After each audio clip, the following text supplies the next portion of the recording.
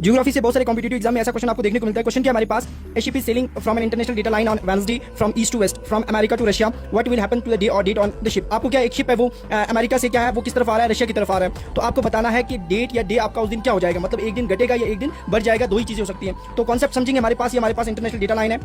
International date line जो है, और जो इंटरनेशनल डेटा लाइन होती है ये हमेशा क्या होती है, जिगजैग में आती है, मतलब पूरी तरह से स्ट्रेट क्यों नहीं होती है, 180 डिग्री पे है ये।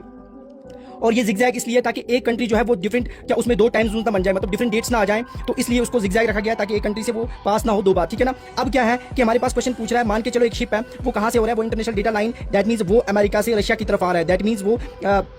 ईस्ट से वेस्ट की तरफ आ रहा है। तो वहां पे क्या होगा हमारे पास, जब भी ईस्ट से वेस्ट की तरफ इंटरनेशनल डेटा लाइन पे क्रॉस करते हैं तो आपका जो डेट होती है, मतलब डे होता है, वो क्या हो जाता है वहां पे, एक दिन घट जाता है, मतलब एक दिन, मतलब डब्ल्यू से हो गया क्या वेस्ट, डब्ल्यू से आपका होता है वेस्ट, मतलब एक दिन आपका घट गया वहां पे, तो वन डे क्या हो जाएगा,